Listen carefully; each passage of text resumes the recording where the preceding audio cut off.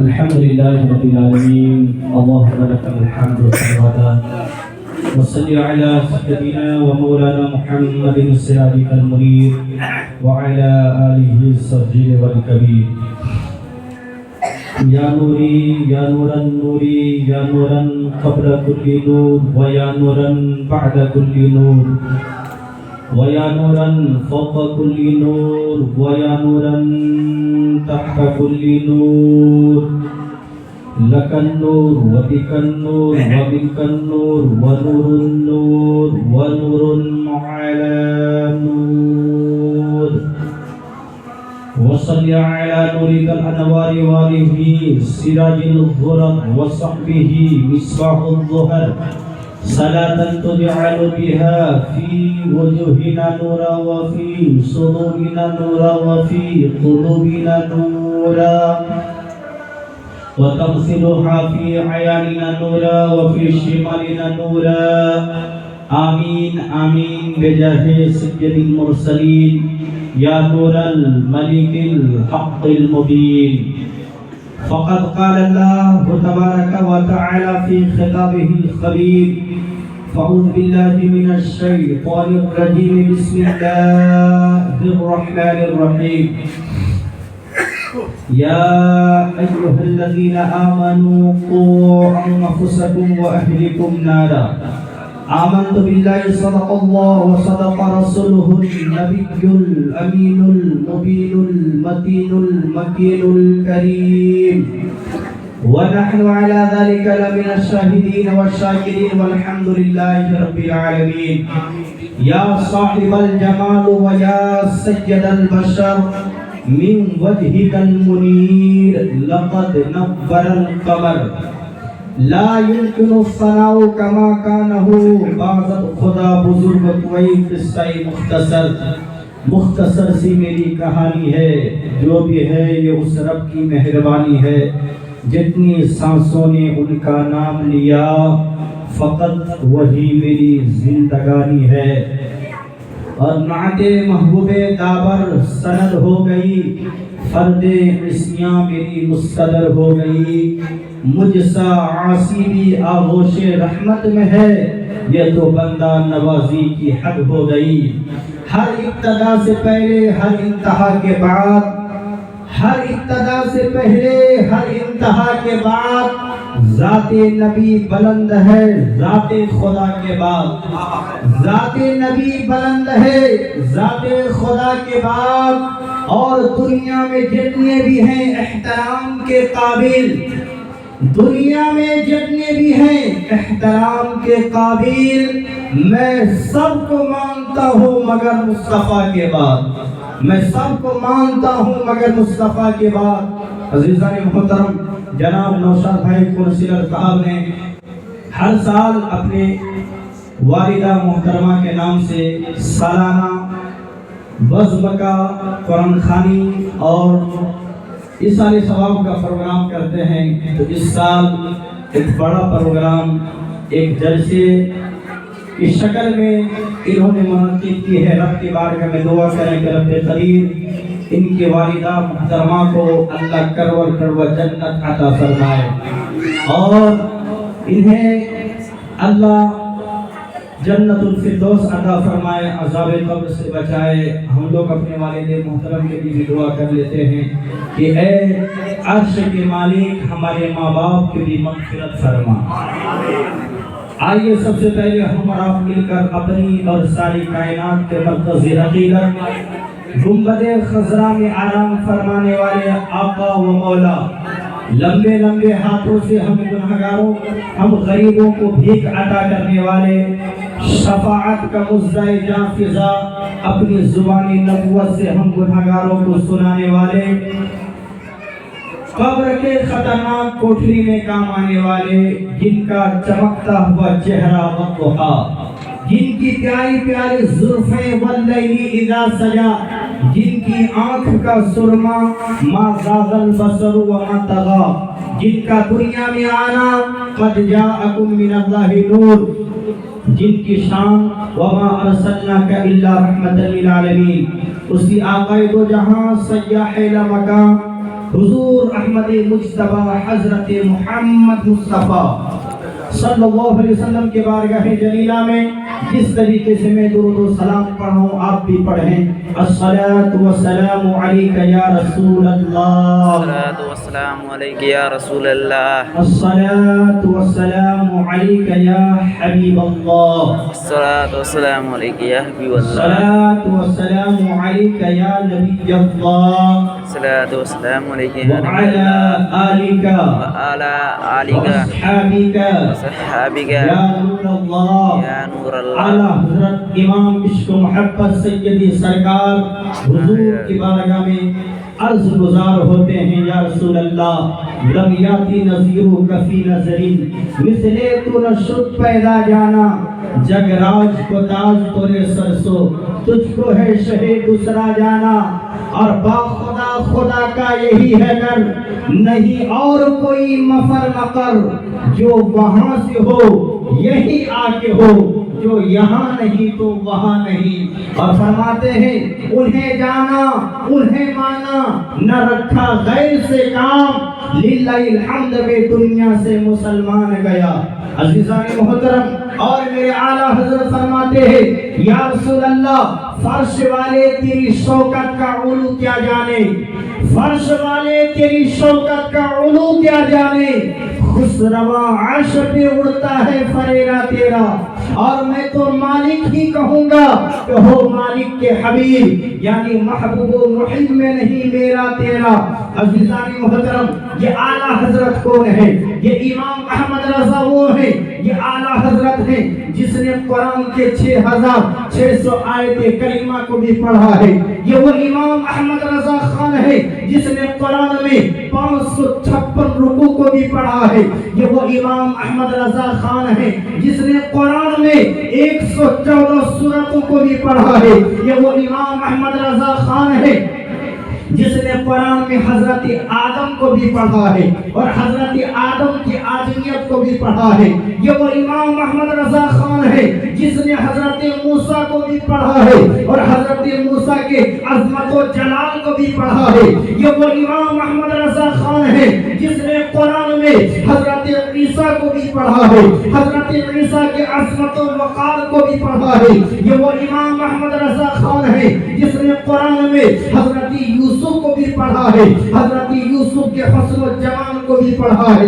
یہ وہ امام احمد رضا خان ہے جس نے حضرت لوط علیہ السلام کو بھی پڑھا ہے، حضرت لوط کی حکمت و دانائی کو بھی پڑھا ہے۔ اسی امام احمد رضا خان سے میں سوال پوچھنا چاہتا ہوں، اے امام احمد رضا خان، تو نے قرآن میں حضرت نوح کو بھی پڑھا ہے، حضرت آدم کو بھی پڑھا ہے، حضرت زکریا کو بھی پڑھا ہے، حضرت اسماعیل کو بھی پڑھا ہے، حضرت ابراہیم کو بھی پڑھا ہے، حضرت موسیٰ کو بھی پڑھا ہے، حضرت عیسیٰ کو بھی پڑھا ہے، مگر اے امام احمد رضا خان یہ تو بتا دے کیا قرآن میں آمنہ کے لال کو پڑھا ہے کہ نہیں، احمد مختار کو بھی پڑھا ہے کہ نہیں؟ ارے جس کی بیٹی فاطمہ الزہرا ہے اس رسول کو پڑھا ہے کہ نہیں؟ تو امام احمد رضا خان فرماتے ہیں میں نے قرآن میں آمنہ کے لال کو بھی پڑھا ہے، احمد مختار کو بھی پڑھا ہے، عبداللہ کے پلارے کو بھی پڑھا ہے، حضرت حلیمہ کے گود کے پالے کو بھی پڑھا ہے۔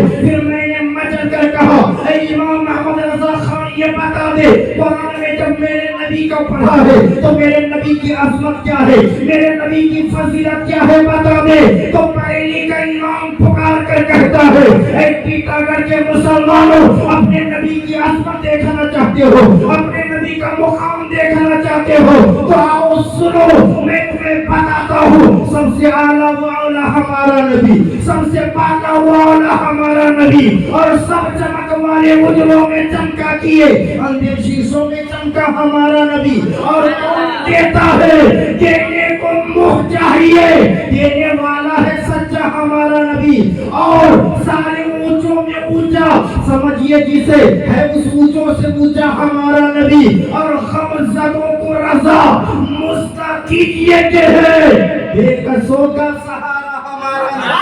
سبحان اللہ۔ نبی کی شان کا عالم کیا ہے؟ اعلیٰ حضرت فرماتے چاہتے ہیں؟ ارے تو اپنے نبی کی عظمت کو دیکھنا چاہتے ہو؟ خلق سے اولیاء، اولیاء سے رسول، اور رسولوں سے اعلیٰ ہمارا نبی۔ آپ دیکھیے جنت میرے سرکار کی ہے، اپنے ماننے والوں کو جنت عطا فرما رہے ہیں۔ حضرت حلیمہ سعدیہ فرماتی ہے ایک رات میں آقا کو دودھ پلا کر سولا دی اور دوبارہ دیکھنے آ گئی کہ آقا سو رہے ہیں یا جاگ رہے ہیں۔ آج بھی ماں بہنوں کی عادت ہوتی ہے، اپنے بچوں کو جب وہ سولا دیتی ہے تو دوبارہ دیکھنے آتی ہے بچہ سو رہا ہے یا جاگ رہا ہے۔ اگر بچہ سو جاتا ہے تو ماں کو خوشی ملتی ہے، ماں کو اطمینان ملتی ہے، لیکن اگر بچہ سوئے، اگر جگا رہتا ہے تو ماں اس کو سلانے کی کوشش کرتی ہے، کبھی ٹی وی دکھا کر، کبھی لوریاں سنا کر، کبھی گانا سنا کر۔ آج کی ماں بہنیں اپنے بچوں کو گانا سناتی ہے، ٹی ویاں دکھاتی ہے، لیکن ہمارے اسلاف کی مائیں جو اپنے بچوں کو سلاتی تھی تو یہ کہا کرتی تھی کہ میرے لال تو سو جاؤ یا مصطفیٰ، کہتے کہتے کھولے آنکھ صلی علی، کہتے کہتے۔ حضرت حلیمہ سعدیہ فرماتی ہے جب میں آقا کو دیکھنے آئی تو دیکھ کر حیران و پریشان ہو گئی۔ حیرت کی بات تو یہ تھی آقا جھولے میں سو رہے ہیں اور آپ کی انگلی جھولے میں گھوم رہی تھی۔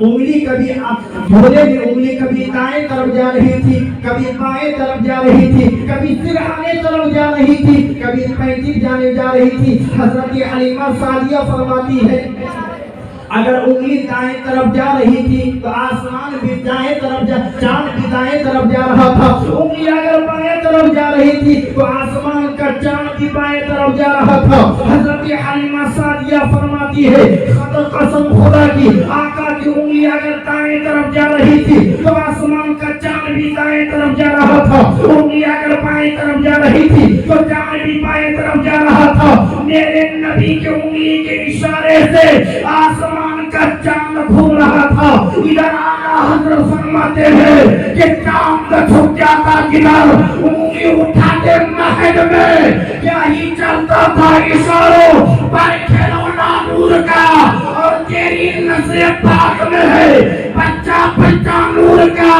تو ہے عین نور تیرا، سب گھرانہ نور۔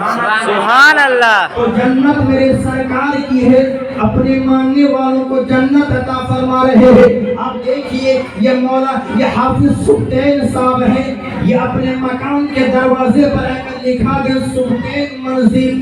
آپ بہار جائیں گے دیکھ کر سمجھ جائیں گے یہ حافظ سبطین کا مکان ہے۔ اگر میں اپنے مکان کے دروازے پر لکھا دو مرشد منزل، آپ دیکھیں گے تو سمجھ جائیں گے یہ مرشد کا مکان ہے۔ اسی طرح نوشاد بھائی اپنے مکان کے دروازے پر لکھوا دے نوشاد منزل، آپ دیکھ کر سمجھ جائیں گے یہ کسی اور کا مکان نہیں ہے، یہ نوشاد کا مکان ہے۔ میں بتانا یہ چاہتا ہوں مکان کے دروازے پر جس کا نام لکھا ہوتا ہے مالک مکان وہی ہوتا ہے۔ تو جنت میں میرے جنت کے دروازے پر میرے نبی کا نام لکھا ہوا ہے۔ آپ کہیں گے مرشد اس کی کوئی دلیل و سند بھی ہے تو سنیے، ارشیۃ المات صفحہ جلد نمبر 14 صفحہ نمبر 256 پہ حضرت علامہ عبدالحق محدث دہلوی فرماتے ہیں، کیا فرماتے ہیں کہ آقا کا نام عرش اعظم پر ہے، آقا کا نام جنت کے درختوں پر ہے، آقا کا نام جنت کے دروازے پر ہے، آقا کا نام حوروں کے سینوں پر ہے، آقا کا نام حضرت فرشتوں کے پروں پر ہے۔ اور آپ کو خوب معلوم ہے مصطفیٰ کا نام آذانوں میں، نمازوں میں، ریاضتوں میں، آسمان کی بلندی زمین کی پستی، اس کائنات کے خطے خطے میں ہے۔ اگر کوئی نام مصطفیٰ مٹانا چاہے یا ذکر مصطفیٰ مٹانا چاہے، یہ مرشد ٹیٹا کر کے ہر گلی سے یہ ثابت کر رہا ہے اور دنیا کو یہ پیغام دے رہا ہے، مٹ گئے مٹتے ہیں، مٹ جائیں گے آدھا تیرے، اور یا رسول اللہ نہ مٹا ہے نہ مٹے گا کبھی چرچا تیرا۔ نعرہ تکبیر، اللہ اکبر، نعرہ رسالت، یا رسول اللہ، بہت کراوت، نہیں چھوڑیں گے، آزاد کراوت، نہیں چھوڑیں گے، نعرہ تکبیر۔ اللہ اکبر۔ تو جنت میرے سرکار کی ہے، اپنے ماننے والوں کو جنت عطا فرما رہے ہیں۔ بہت ہی پیاری حدیث پاک سماعت فرمائے، مسلم شریف صفحہ نمبر 494 اور 17 सतर नंबर 1, 2, 3 का हदीस पाक, बड़ा ये प्यारा हदीस पाक है। हजरत अनस बिन मालिक फरमाते हैं, आका की बारगाह में सहाबाए किराम बैठे हुए थे। आका की मजलिस में कयामत का जिक्र हुआ, मिज़ान अमल का जिक्र हुआ, पूरे सिरात का जिक्र हुआ, हौज़ कौसर का जिक्र हुआ। तो आका गाता मावा पलजा शमसुद्दुहा बदरुद्दुजा खैरुल वरा खैरुर रसूल ने फरमाया, ए लोगों, अल्लाह ताला ने मुझसे वादा फरमा लिया है कि 4 लाख गुनहगारों को बगैर किसी हिसाब व किताब के जन्नत में भेज दिया जाए। इस नियत से सुभान अल्लाह कहे कि अल्लाह ताला उन 4 लाख लोगों में हम सबको शामिल फरमा ले। आप मसलक आला हजरत देखिए, मसलक सहाबा देखिए, हजरत सिद्दीक अकबर खड़े हो गए, अर्ज करते हैं या रसूल अल्लाह, जन्नत आपकी है, मालिक जन्नत आप हैं। अल्लाह ताला ने 4 लाख लोगों को वादा फरमाया है, आप अपनी तरफ से कुछ बढ़ा दीजिए। यानी सिद्दीक अकबर क्या अर्ज करते हैं, अल्लाह ताला ने तो 4 लाख लोगों को वादा फरमाया कि जन्नत में मैं भेजूंगा, लेकिन ऐ मेरे आका, अल्लाह ने आपको वो इख्तियार अता फरमाया है, आप अपनी तरफ से भी कुछ इसमें ऐड कर दीजिए, शामिल कर दीजिए। आप मेरे आका ने मुस्कुरा दिया। आका का मुस्कुरा देना इस बात की दलील है कि काम बन गया। अब देखिए आका के बारगाह में एक बूढ़ी आ गई, रोने लगी, या रसूल अल्लाह ये बताइए क्या कयामत आएगी? आका ने फरमाया, वो बूढ़ी अर्ज करती, या रसूल अल्लाह क्या कयामत का दिन एक दिन 50,000 साल का होगा? मेरे आका ने फरमाया, कहा कि कयामत के मैदान में बाप बेटे से, बेटी माँ से और बीवी शोहर से एक दूसरे से लोग भाग रहे होंगे। मेरे आका ने फरमाया, यानी वो बूढ़ी औरत आई, अर्ज कर रही, या रसूल अल्लाह ये बता दिया जाए कि मैं जन्नत में जाऊंगी या नहीं। मेरे आका ने फरमाया कि कोई बूढ़ी जन्नत में नहीं जाएगी। अब वो बूढ़ी रोने लगी, या रसूल अल्लाह मैं नमाजों की पाबंदी भी करती हूँ, आपकी छोटी छोटी सुन्नतों पर अमल भी करती हूँ, अपने शोहर की खिदमत भी करती हूँ, लेकिन या रसूल अल्लाह ये बता दिया जाए कि मैं जन्नत में क्यों नहीं जाऊंगी। अब जब बूढ़ी रोने लगी तो मेराज के दूल्हा मुस्कुराने लगे, और ज़ईफ़ा की नजर पड़ी कि जब मुख्तारे कायनात मुस्तफा जाने रहमत मुस्कुरा रहे हैं, इसका मतलब ये है कि मेरा काम बन गया है। अब बूढ़ी भी मुस्कुराने लगी। मेरे आका ने फरमाया, ऐ बूढ़ी तुम जन्नत में जाओगे जरूर, लेकिन अल्लाह ताला फरमाता है, अल्लाह ताला बूढ़ी को जन्नत में भेजने से पहले जवान कर देगा, वो हालत जवानी में जन्नत में दाखिल होगी। अब हुजूर के बारगाह से मुस्ता सुनते हुए निकली, तभी तो मेरे इनाम फरमाते हैं, जिसकी तस्की से रोते हुए हंस पड़े, उस तबस्सुम की आदत पे लाखों सलाम। अब देखिए मेरे आका की शान देखिए, मेरे आका को अल्लाह ने कौन सा इख्तियार अता फरमाया है। इसीलिए तो हम कहते हैं जन्नत मिलती है हुजूर की चौकर से, अरे दौलत व सरबत मिलती है नबी की चौकर से। बहुत सारे लोग कहते हैं, पर अकीदा कहता है कि नबी से कुछ मत मांगो, इसलिए कि मांगोगे तो निकाह टूट जाएगा। लेकिन हम सब का अकीदा क्या है कि जन्नत मिलती है नबी की चौकर से। कायनात के खजाने की चाबी अल्लाह ने अपने महबूब को अता फरमाया है। आप हदीस पाक सुनिए, ये मिशकात शरीफ बाबुल मौजज़ा सफा नंबर 546 के हदीस पाक है। हजरत जाबिर जलीलुल कद्र सहाबी, मैं थोड़ा सा आवाज बढ़ा दीजिए और इनको दे दीजिए। तो मेरे आका ने फरमाया, जलीलुल कद्र सहाबी हजरत जाबिर है। कौन है? हजरत जाबिर फरमाते हैं, मैं आका की बारगाह में था, तब तक एक सहाबी रोते हुए आए और अर्ज करते हैं, या रसूल अल्लाह मैं भूखा हूँ, मेरी बीवी भूखी है, मेरे बच्चे भूखे हैं, या रसूल अल्लाह मैं आपकी बारगाह में इसलिए आया हूँ, ऐ मेरे आका खाना दीजिए। अब हजरत जाबिर फरमाते, आका के पास थोड़ा सा जौ क्या रखा हुआ था, जौ।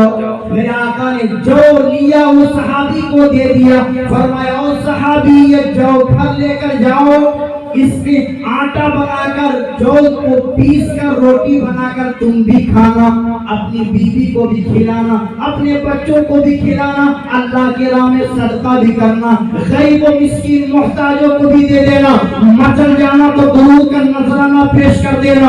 حضرت جابر فرماتے ہیں وہ صحابی جو کو لے کر گھر چلا گیا، دست مصطفیٰ کی برکت ہو گئی، یہ برکت یہ ہو گئی، وہ صحابی فرماتے ہیں کہ جو کی روٹی پکا کر میں بھی کھاتا، میری بیوی بھی کھاتی، میرے بچے بھی کھاتے، میں اللہ کی راہ میں صدقہ بھی کرتا، لیکن دست مصطفیٰ کی برکت یہ تھی کہ جو میں کمی نہیں ہوتی۔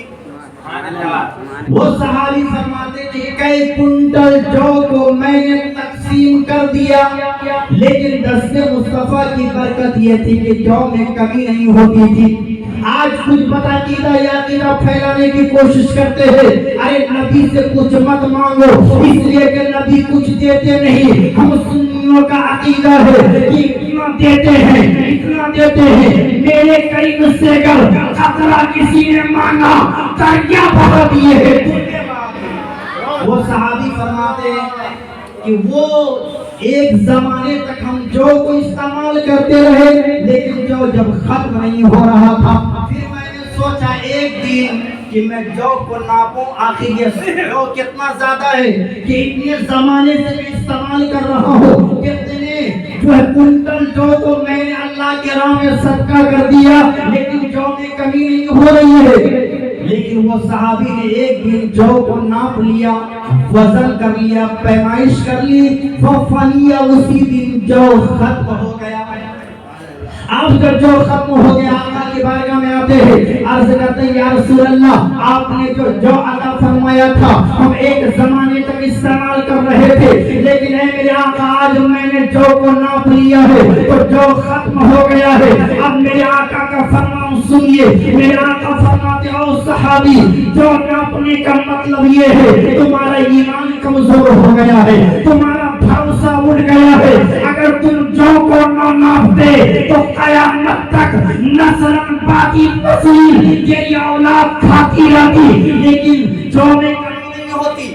اب یہاں پر میں ایک جملہ دے رہا ہوں، اگر کوئی صحابی نبی کا دیا ہوا سامان کو ناپ لے، ناپنے والے کا سامان ختم ہو جاتا ہے، اور نبی اللہ کا دیا ہوا نبی کا علم غیب اگر کوئی ناپ لے تو ناپنے والا کا ایمان ختم ہو جاتا ہے۔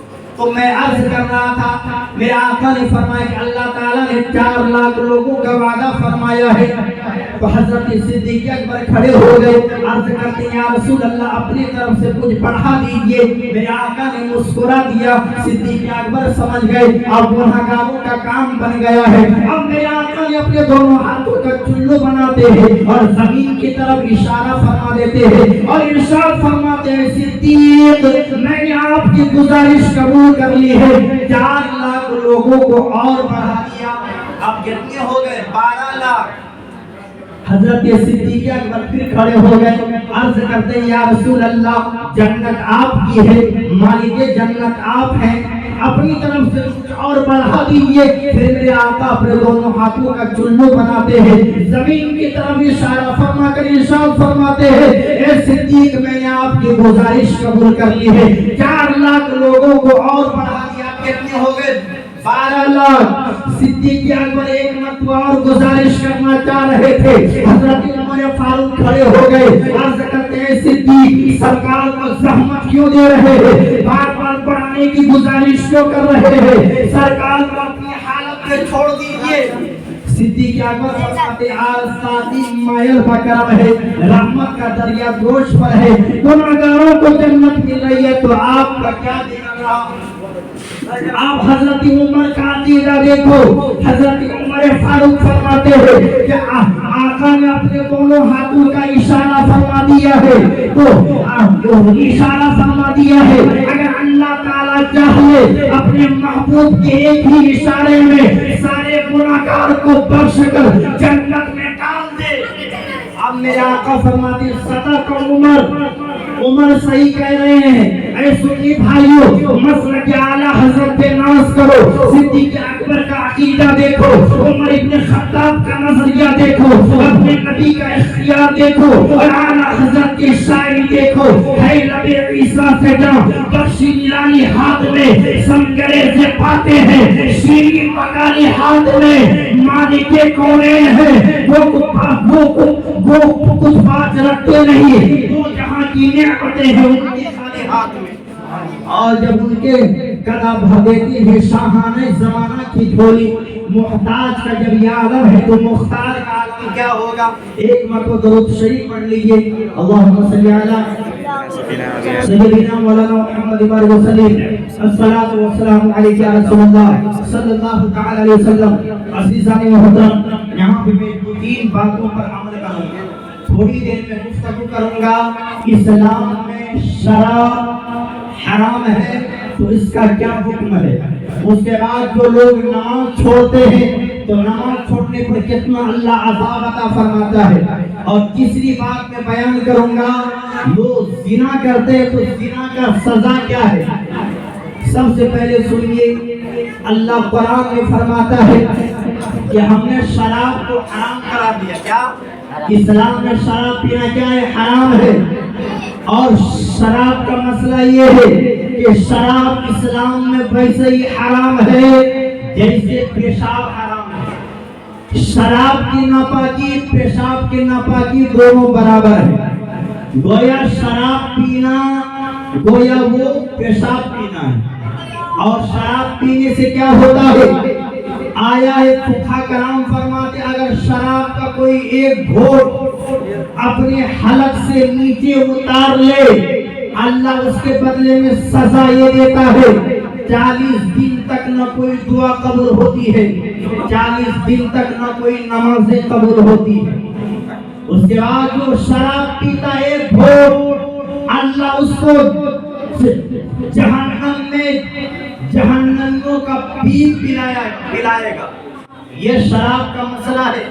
اور اس کے بعد یہ جو زنا کیا ہے, اللہ پہلے قرآن میں فرماتا ہے والموت والحیات, میں نے موت اور زندگی کو اس لیے پیدا کیا کہ کون تھوڑی سی زندگی پا کر اچھا عمل کرتا ہے.